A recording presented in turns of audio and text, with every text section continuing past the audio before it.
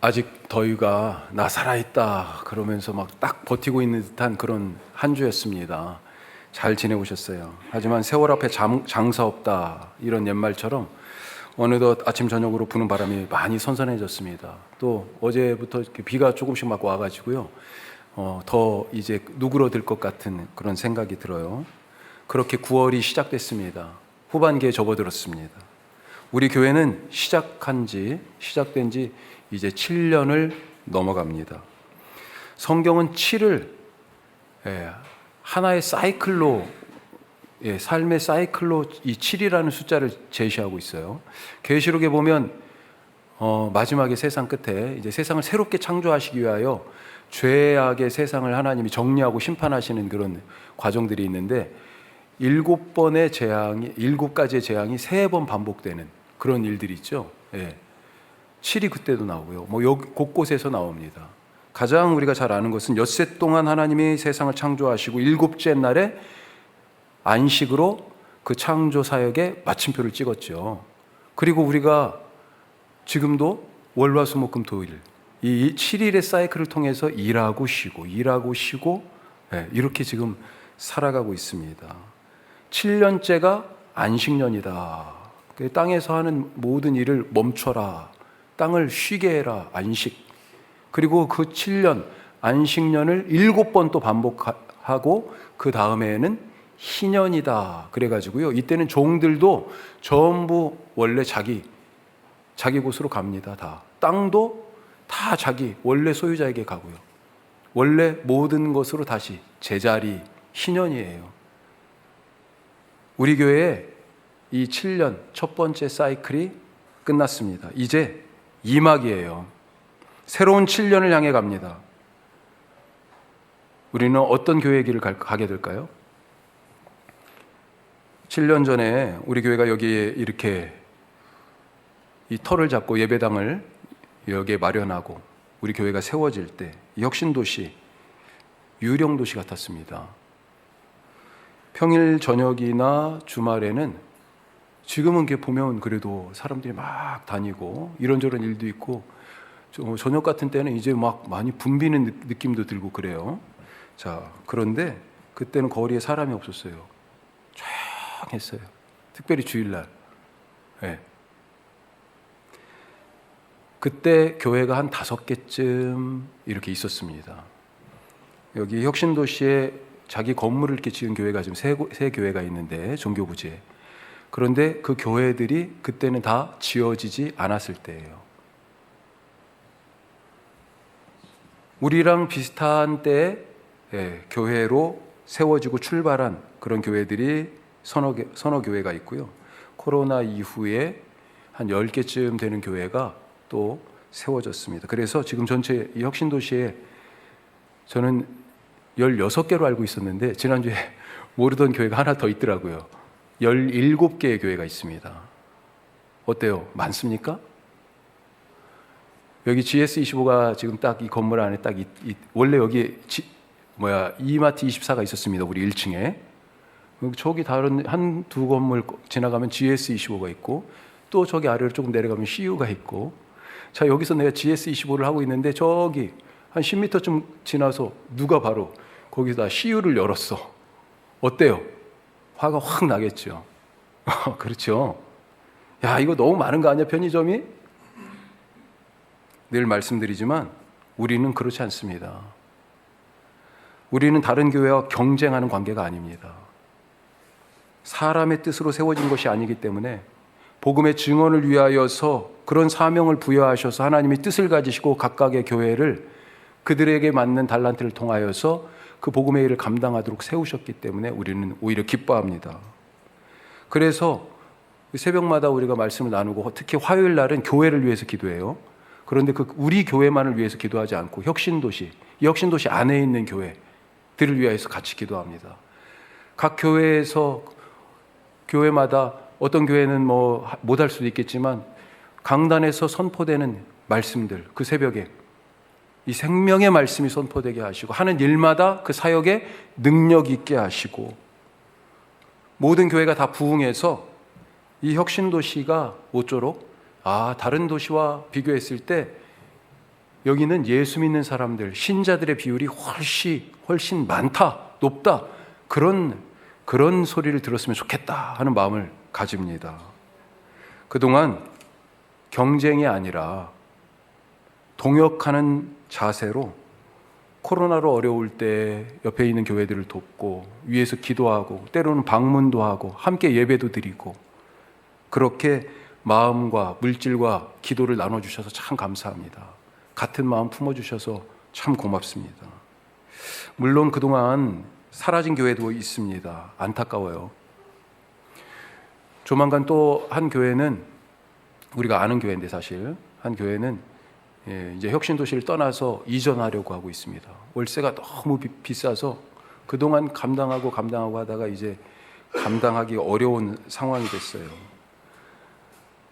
상당수의 목사님들이 투잡을 뛰고 계시고 사모님들도 취직해서 생계를 꾸려나갈 뿐만 아니라 목회를 운영하기 위하여 관리비도 내시고 사역비도 그렇게 충당하고 먹고 사는 것뿐만 아니라 그렇게 하고 있는 분들이 계세요. 이런 이야기를 들을 때마다 하나님이 우리에게 얼마나 후하게 베풀어 주셨는지 생각하면서 정신이 번쩍 듭니다. 목회 잘해야 되겠구나. 내가 이렇게 해서 될까? 더 좋은 교회, 다른 교회들을 세우는 교회, 혁신도시 영혼들에 대한 그 구원의 사명을 잘 감당하는 책임 있는 그런 사명에 충실한 교회가 되어야 되겠다. 그런 다짐을 다시 하게 돼요. 어떻게 해야 우리가 그런 교회가 될 수 있을까요? 자, 첫 번째로 같이 합시다. 기본에 충실한 교회가 되자. 기본에 충실합시다. 자, 색깔만 비슷한데 자, 여기 오렌지예요. 오렌지. 자, 이 오렌지. 이것을 눌러 짜면 무엇이 나올까요? 오렌지 주스가 나오겠죠. 이걸 눌러 짜면. 제가 한 번 짰어요. 뭐가 나와요? 오렌지 주스. 2번 짜요. 3번, 10번 짜요. 뭐가 나옵니까? 엄청, 저 손이 좀 커요. 제가 뭐 이런 얘기는 좀 우습지만 웬만하면 팔씨름 잘 안 집니다. 근데 자, 엄청나게 센 힘으로 뭐 강호동 같은 사람은 뭐 이렇게 해가지고 그냥 사과를 박살내더라고요. 그런데 하여튼 엄청나게 큰 힘으로 짰어요. 뭐가 나와요? 아무리 많은 횟수를 짜고 아무리 세게 눌러 짜도 뭐가 나옵니까? 오렌지가 나오죠. 오렌지 주스가 나오죠. 사과 주스 안 나옵니다. 오렌지 주스가 나오게 돼 있어요. 왜 그렇습니까? 이 안에 오렌지 즙이 들어있기 때문에. 자, 누군가가 나를 짜낸다고 생각해 보십시오. 우리가 짜낼 만큼의 그런 숨막히는 압박받는 그런 상황들 겪어내지 않습니까? 누군가로부터 막 일에 몰리고 쫓기고 하는 그런 말을 막 들어요. 가슴을 후벼 파고 막 마음을 짓누르는 그런 얘기를 듣습니다. 누구는 나에게 불쾌감을 주거나 무례하게 하거나 무시하는 그런 행동들을 해요. 어떻습니까? 상황이 나를 압박하고 짓눌러요. 그때 나에게서 뭐가 나와요? 그렇게 나를 짓눌러 짜듯한 그런 상황에 있을 때 나에게서 뭐가 나와요? 분노? 화? 증오? 짜증? 긴장? 원망? 불평? 두려움? 불안? 스트레스? 이런 것들이 막 쫙 눌러 짜니까 그런 것들이 쫙 나옵니까? 그런 상황을 만나면 이렇게 얘기하죠. 그런 것들이 내 속에서 막 나오면 이렇게 변명하죠. 내가 이렇게 반응하는 것, 내가 이렇게 화내는 것, 내가 이렇게 불평하는 것, 내가 이렇게 스트레스 받는 것, 이거는 그 사람 때문이야. 그 사람 때문에 내가 이렇게 불평하는 거야. 화가 나는 거야. 그 사람이 나에게 그렇게 말했기 때문에 내가 이렇게 분노하는 거야. 이런 상황이기 때문에, 이런 상황이 나를 이렇게 눌러 짜고 있기 때문에 내가 이렇게 두려워하고 불안해하는 거야. 맞아요? 진실은 뭡니까? 사실은 뭐예요? 밖으로 나오는 것은 결국 안에 있는 것이다. 우리 교회의 첫 번째 사이클 7년 동안 아주 큰 일이 있었습니다. 우리 다 아는 일이죠. 전 세계적인 일. 뭐가 있었어요? 코로나. 문 닫는 교회가 사실 상당수 됐습니다. 현장 예배를 드릴 수가 없었어요. 예배를 갑자기 생각지 않았던 상황이 벌어진 거잖아요. 예배를 녹화를 했습니다. 교회를, 현장 예배를 금지시켜가지고 방역 때문에. 예. 그게 대한민국 사회 공동체를 위해서 모두가 합당하고 오히려 그게 그리스도인의 사회적인 책임이다라고 우리가 동의하면서 현장 예배를 중단했어요. 그래도 예배를 드려야 되잖아요. 녹화를 했잖아요. 그러다가 부랴부랴 실시간 예배를 드리자. 그래서 교회 못 모이니까 가정에 계시고 저는 여기서 우리 신동규 집사님하고 빈 의자를 놓고 설교하고 그 다음에 우리 반주하신 집사님 오셔서 같이 함께 혼자 찬송하고 그러면서 그 예배를 녹화하거나 실시간으로 해가지고 그렇게 예배를 드렸었잖아요. 오렌지를 쥐어짜듯한 말 그대로 그런 상황이었습니다. 이제 막 생겨난 교회 생기고 나서 그 2020년도 1월, 2월 달부터 코로나가 본격적으로 시작됐으니까요. 우리가 1년 반도 안 돼서 그런 상황을 맞은 거예요. 그렇게 쥐어짜는 상황이었어요. 무엇이 나왔습니까? 그때 함께 모여 예배 드리는 예배에 대한 열망이 나왔어요. 서로의 얼굴을 보고 싶은 교제에 대한 갈급함이 막 흘러나왔습니다. 우리는 그때 오히려 교인들이 늘고 교회가 부흥했습니다. 재정도 넘쳤어요. 그래서 부족한 교회, 흔들리는 교회, 월세를 못 내는 다른 교회들하고 나눴습니다. 그런데 지금 이제 7년 이 한 사이클을 지나면서 또 그런 생각지 않았던 오렌지를 짜낸 것 같은 그런 압박받는 상황이 되면 무엇이 나올까? 그런 생각을 해봅니다. 뭐가 나올까요? 우리를 개신교에 이렇게 부릅니다. 개신교. 왜 이렇게 불러요? 영어로 표현하면 프로테스탄트예요. 프로테스트, 항의하다, 반대하다 그런 뜻입니다. 뭐에 항의하고 무엇을 반대했습니까? 이 일이 처음 시작될 때 당시 교회의 잘못된 모습에 항의하고 이것은 교회가 아니야 반대했습니다. 성경이 그렇게 말하지 않아 그렇게 외쳤어요. 교회가 기본을 망각해서 세상과 교회가 구분이 안 돼. 교회의 타락을 얘기하잖아요. 성 베드로 성당을 짓는다고 로마에 그러면서 면죄부, 요즘은 또 면벌부라고 표현을 하더라고요. 면벌부를 팔았어. 그러면 천국 간답니다. 연옥에서 천국으로 옮겨져요. 이 코웃음 칠 만한 일을 버젓이 신의 이름으로, 하나님의 이름으로 교회의 명예에 먹칠하는 그런 일을 하고 있었어요. 그래서 타락한 교회에 반대하고 항의하며 돌아가자 그랬습니다. 돌아가자. 어디로요? 어디로 돌아갑니까? 처음으로. 기본으로 돌아가자. 초대교회로 돌아가자. 말씀으로 돌아가자. 그래서 성경으로 돌아가고 은혜로 돌아가고 그리스도께로 돌아가자 하면서 오직 말씀으로, 오직 은혜로, 오직 믿음으로, 오직 그리스도로 그렇게 외치면서 소위 종교개혁이 시작됐어요. 그 항의하고 반대하던 표현들을 따라서 그 사람들이다 라고 해서 개신교회, 프로테스탄트라고 부르게 된 거죠. 어디로 가자고요? 교회가 위기였는데 기본으로 돌아가자는 겁니다. 본질로 돌아가자는 거예요. 우리가 지금 주보에도 매번 써 있습니다만 B2B100 써 있습니다. 뭡니까? 영어로 표현했습니다만 back to basic, 베이직으로, 기본으로 돌아가자는 얘기예요. 기본으로, 신앙의 기본기로. 신앙의 기본기가 없으니까 오렌지를 짜듯 하는 그런 압박받는 그런 여러 가지 상황과 압력이 가해질 때 뭐가 나와요? 말씀이 없으니 말씀이 나옵니까? 기도가 없는데 기도를 안 하고 있었는데 어떻게 기도가 나와요? 신앙의 기본이 무엇입니까? 말씀 보고 계세요? 예? 말씀 보고 계세요?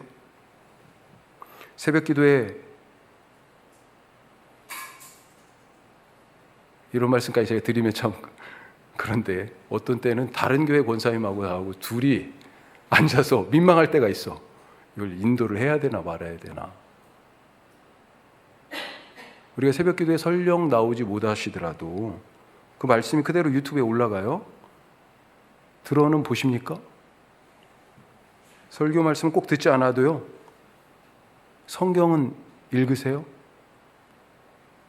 다음 주에 우리 일꾼을 세우는 임직식이 있는데 우리는 임직패, 보통 교회는 이제 크리스탈로 이렇게 예쁘게 임직패를 드리잖아요. 아시는 것처럼 우리 교회는 임직패를 따로 드리지 않습니다. 네, 아까 우리 장학승서처럼 이렇게 증선 하나 드려요. 그런데 뭘 드리냐? 기도 의자를 드립니다. 기도 의자. 지금 만들어지고 있어요. 기도 의자. 무슨 말이에요? 기도하시는 분이 됐으면 좋겠다. 이게 신앙의 봉사의 직분자의 가장 기본이라는 거죠. 그 기도 의자에 사실 앉지 않아도요. 기도할 수 있죠. 하지만 상징적으로 드려요. 또 사용하시면 더 좋고. 기도의 자리, 바로 나의 골방에 들어가자. 그렇게 말씀을 드리는데 그 기도의 자리에 앉습니까?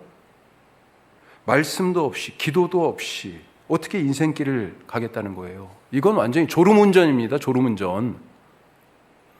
아무리 차가 좋으면 뭐합니까? 운전사가 졸음운전, 음주운전이에요. 위험합니다. 위험해요. 기본이 내 안에 충실해야 어려울 때 오렌지를 짜듯 하는 그런 압박 상황을 만날 때 그 기본이 나오지요. 그 안에 있는 것이 말씀이, 기도가 드디어 실력을 발휘할 때가 나오는 거죠. 요즘 우리 투게더 탁구 엄청 재밌습니다. 네. 한번 와보세요. 네. 회장님, 사모님이 안 오셔가지고 엄청난 코치님이 계세요. 네. 그런데 어떤 운동이든지 처음 딱 시작할 때 어때요? 뭘 제일 중요하게 생각해요? 폼, 자세. 예, 그렇죠. 기본기를 가르칩니다. 훌륭한 선수는요, 기본기가 잘된, 기본기가 탄탄한 사람이에요. 그러니까 운동선수들이 슬럼프에 빠지면 어떻게 거기서 탈출합니까? 다시 돌아가는 거예요. 기본으로. 자세를 다시 가다듬는 겁니다. 거기서부터 다시 시작하는 거예요. 말씀과 기도라는 기본기를 잘 갖추실 수 있기를 바랍니다. 다음 주에 우리가 임직하시는데 특별히 임직하시는 분들 다른 것 우리가 무슨 얘기를 한 거예요? 거기 모여서 우리가 5주간 훈련했었는데 사실은 말씀과 기도라고 하는 이 기본기에 충실하자는 그런 거 아니었습니까? 두 번째 말씀, 우리 두 번째 말씀 같이 합시다. 관중이 아니라 선수로. 관중이 아니라 선수. 딱 제목만 보고도 무슨 말씀인지 아시겠죠? 예? 오늘 1절 말씀 다시 한번 읽어보죠. 1절입니다. 그러므로 형제들아 내가 하나님의 모든 자비하심으로 너희를 권하노니 너희 몸을 하나님이 기뻐하시는 거룩한 산 제물로 드리라. 이는 너희가 드릴 영적 예배니라. 영적 예배, 신령한 예배 이렇게 생각할 수 있어요. 그런데 번역이 이렇게 되어 있지만 문자적인 뜻은 뭐라고요? 올바른, 합당한 이런 뜻이에요. 사실은 마땅한, 우리가 마땅히 드려야 할 예배, 그런 예배가 영적인 예배인데 어떤 예배예요? 자기 몸을 거룩하게 구별하여 산제물로 드리는 예배. 세상 속에서 자기의 삶을 구별해서 하나님께 드리는 그런 삶의 예배를 드리는 사람, 그걸 지금 말씀하고 있어요. 자, 그런데 삶으로 드리는 하나님께 마땅히 드릴 그런 예배에 대해서 얘기를 하니까 이 말씀을 좀 오해합니다. 우리가 세상에 보내진 예배자, 올해 우리 목회 타이틀이 또 그렇잖아요.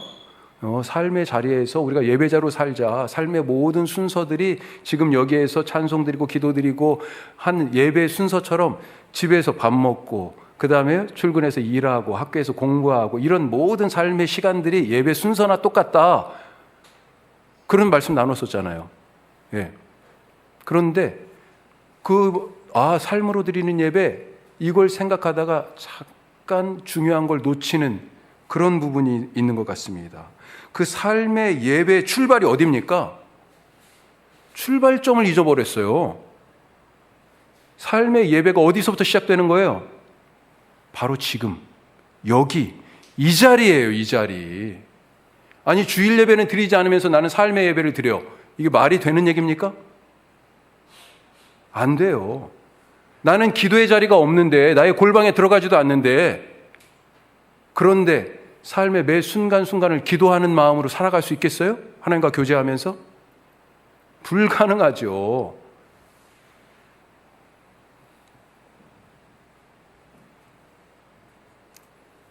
누구나 자기 삶에서 구경꾼은 없습니다. 자기 삶에 다 자기가 자기 삶의 경주에 그 경주를 참가하고 자기가 뛰고 있잖아요. 내가 밥 먹고, 내가 일하고, 내가 말하고, 내가 다른 사람 만나고, 내가 결정하고, 내 인생이잖아요. 내가 하잖아요. 내 삶에 참여하며 내가 주도적으로 이끌어가요. 내 삶이니까. 그런데 우리 예배에서는 어떻습니까? 오늘 어떻게 예배드리고 계세요? 관중이 아니라 예배자로 예배하고 있습니까? 오, 찬양팀 새로운 찬송? 오, 준비를 엄청 잘한 것 같은데? 사실 우리 찬양팀이 지금 실력이 엄청나요. 예. 연습을, 노력을 전문가들이 아니에요. 다 아마추어잖아요. 우리 인도하시는 집사님은요, 처음에 기타를 못 쳤어요. 그런데 제가 그때는 혼자 기타 치고 예배 인도 이쪽 옆에서 하다가 이쪽으로 또 옮겨와가지고 그 다음 순서 계속 인도하고 그랬잖아요. 안타까우셨던 거지. 제가 한번 해봐도 될까요? 그래가지고 학원에 가가지고 곡을 미리 뽑아서 그 학원에 가서 일주일에 2-3번씩 밤에 퇴근하시고 와서 연습해가지고 그렇게 시작하셨어요. 엄청난 연습의 결과입니다. 지금은요, 저보다 훨씬 더 잘하셔. 이제 저는 안 돌아가요, 잘. 뭐 제가 그렇다고 같은 동년배입니다. 대단하셔요, 대단하셔. 다른 분들도 그렇고. 나의 예배로 드리고 있어요, 나의 예배로. 그런데 그걸 딱 보면서, 야, 오늘 찬송 엄청 잘 준비했는데 나는 뭐예요? 나도 찬송해야 되는 거죠. 같이 함께 찬송하자고 앞에서 그렇게 준비한 거죠. 관중석에서 구경할 것이 아니라 운동장에서 뛰어야 됩니다.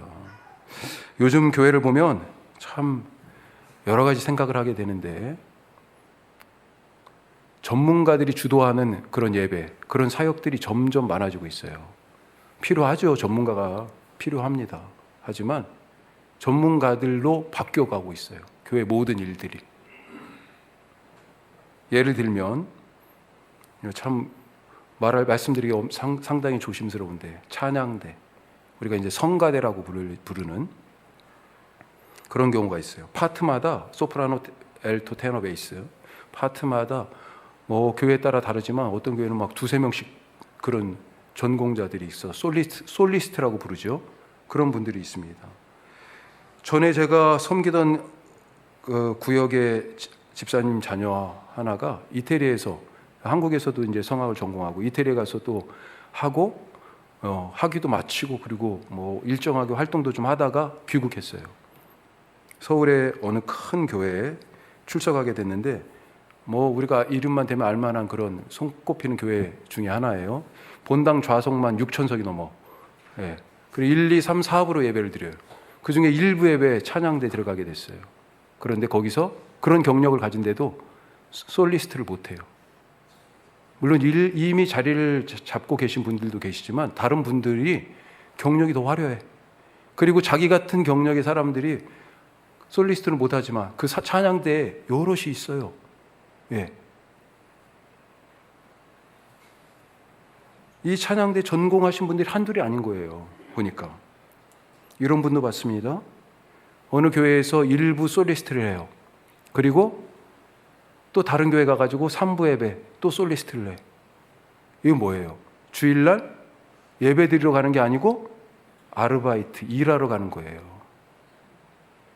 제가 좀 극단적인 예를 들었습니다만 교회 사역을 전문가들이 주도하게 되면 다른 사람들은요, 나는 저만큼 못하는데, 나는 노래 저만큼 못 부르는데, 나는 연주 저렇게 못하는데, 그러면서요, 한 발짝, 두 발짝, 저분이 잘하니까 나는 괜히 창피당할 것 같아. 뒤로, 한 걸음씩 뒤로 물러가면서 구경꾼이 돼요. 출애굽기, 레위기 한번 생각해 보십시다. 출애굽기, 출애굽, 이집트에서 탈출했잖아요. 그게 출애굽기 전반부의 말씀입니다. 왜 이 백성들을 이집트에서 탈출시켰어요, 하나님이? 왜? 예배자로 세우기 위해서. 왜요? 출애굽기 구조를 보면 그렇게 돼 있어요. 자, 홍해를 건너서 이집트에서 탈출한 이 사람들을 광야를 지나서 어디로? 시내산에 세우셨습니다. 거기서 하나님이 말씀을 주셔. 그 대표적인 게 십계명이잖아요. 이제 너희는 내 백성이고 나는 너희의 하나님이야. 자, 그러면서 그 말씀 주신 다음에 뭐가 나와요? 성막에 대한 얘기가 나옵니다. 그래서 출애굽기 반절은 성막에 대한 설계, 그리고 그것을 그 설계대로 짓는 이야기가 딱 나오고요. 출애굽기 40장 마지막 끝에 가면 뭐가 나와요? 성막이 완성되는 장면이 나오고요. 거기에 하나님이 구름과 불로 임재하시는 걸로 끝납니다. 이 성막이 뭐예요? 거기서 하나님을 만났잖아요. 그게 뭐예요? 예배지요, 예배. 그래서 바로 이어지는 레위기에서는요, 이 성막에서 할 일, 예배 드리는 예배에 대한 얘기가 딱 나와요. 어떻게 예배했습니까? 예배자가 레위기에서 보여주는 예배자의 모습은요, 결코 구경꾼이 아닙니다. 그 성막에 주로 누가 있어요? 제사장이 사는 집입니까? 예배 끝나고 가실 때 꼭 제 집에 들렸다가 가신 것처럼 그렇게 인사하고 가시는 분들이 계시는데 어떤 때는 그런 느낌이 들어. 아니에요. 여러분의 집이에요. 성막이 거기에 주인이 제사장이에요? 예배를 어떻게 드렸습니까? 먼저 예배를 드리려면 예배자가 짐승을 끌고 와요. 성막에 와서 번제단 근처에서 이 짐승을 잡습니다. 그 잡기 전에 뭐예요? 짐승을 갖고 와서 짐승 위에다가 자기 손을 얹어 그 머리에 손을 얹고 안수를 합니다. 그리고요, 칼을 뽑아서 이 짐승을 잡아요. 잡은 다음에는요, 가죽을 벗기고 각을 뗍니다. 토막내요. 제사장이 하는 일이 아니에요, 이게. 누가요? 예배 드리러 온 사람이 예배자가 하는 일이에요. 제사장이 나는 예배 드리러 가야지 하고 가가지고 성막에 딱 들어가서 번제단 옆에서 제사장이 하는 거 짐승도 잡고, 예? 각도 뜨고 가죽도 벗기고, 제사장이 하는 걸 구경하는 게 아닙니다. 내가 해요, 내가. 제사장은 오히려 보조자처럼 느껴집니다. 예배자가 짐승을 잡잖아요. 피가 나오죠. 그 피를 받아서 제사장이요, 번제단 사방에 뿌려요. 그게 제사장의 일입니다. 예배자가 가죽을 벗겼잖아요. 각을 떴잖아요. 이 짐승, 이 제물을 어떻게 해요? 제사장이 가져다가 번제단 위에 놓고 불을 피워서 사릅니다. 이게 제사장의 일이에요. 누가 메인이고 누가 서브인 것 같아요? 제사장이 메인이고 예배하는 사람이 옆에서 그렇게 보면서 아니라는 거예요. 오히려 거꾸로 느껴지지 않습니까? 오늘 나는 어떤 예배를 드렸습니까? 드리고 있어요? 구경꾼입니까? 아니면 예배자입니까? 찬양을 드릴 때 어떤 마음으로 찬양하셨어요? 이 찬양팀, 저 틀렸는데? 이렇게 생각하셨어요? 오늘은 좀 어려워. 두 번째 곡 좀 어려웠죠? 지난주부터 지금 부르시고 계속 밀고 가고 계시는데. 그런데 저도 오늘은 훨씬 더 많이 익숙하더라고요. 은혜도 되고 더. 내 찬양으로 드렸습니까? 예배는 교역자들이 전문가니까 우리 목사님들한테 맡기고 그렇게 생각하고 계세요? 가능하면 우리 모두가 이 예배에 참여하자, 이런 마음으로 사실은 우리 교회 예배 순서를 구성해 놨어요.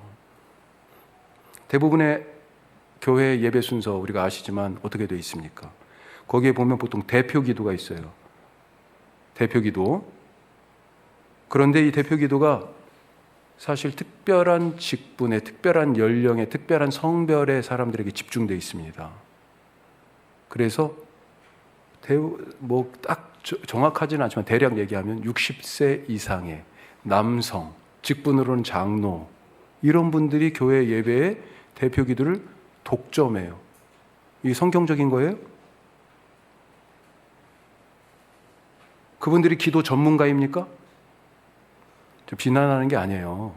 잘 준비해서 기도하시는 분들이 계세요. 물론 그렇지 않은 경우도 있지만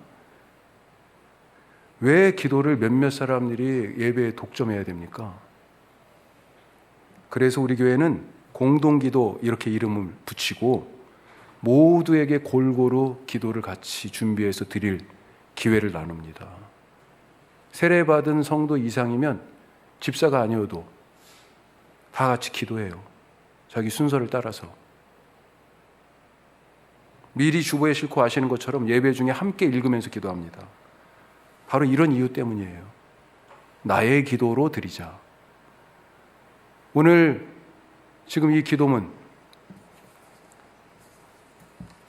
어떻게 기도하셨어요? 신희택 집사님이 준비하셨는데, 내 기도가 되기 위해서는요, 우리가 토요일 오후에 카톡으로 다 전달받잖아요. 읽어보셔야 돼요. 내 기도니까 최소한 예배 전에 오셔서 이 기도, 내 기도로 드릴 준비를 하시고 함께 읽으면 좋겠습니다. 내 인생의 경주에서 결코 내가 구경꾼, 관중일 수 없습니다. 말이 안 되는 얘기예요. 내 인생을 다른 사람이 대신 달려주지 않아요. 내 발로 뛰어야 합니다. 내 인생이니까.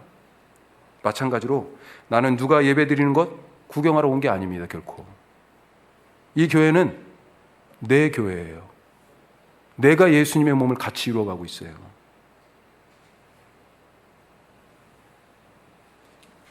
목사님이 예배의 전문가, 성경의 전문가니까 목사님께 맡겨야지. 그러지 마세요. 예. 저는 제가 알아서 할 거니까. 예. 요즘 이 교회 한 사이클 7년을 지나면서 약간 솔직하게 말씀드리면 위기의식이 생겨요.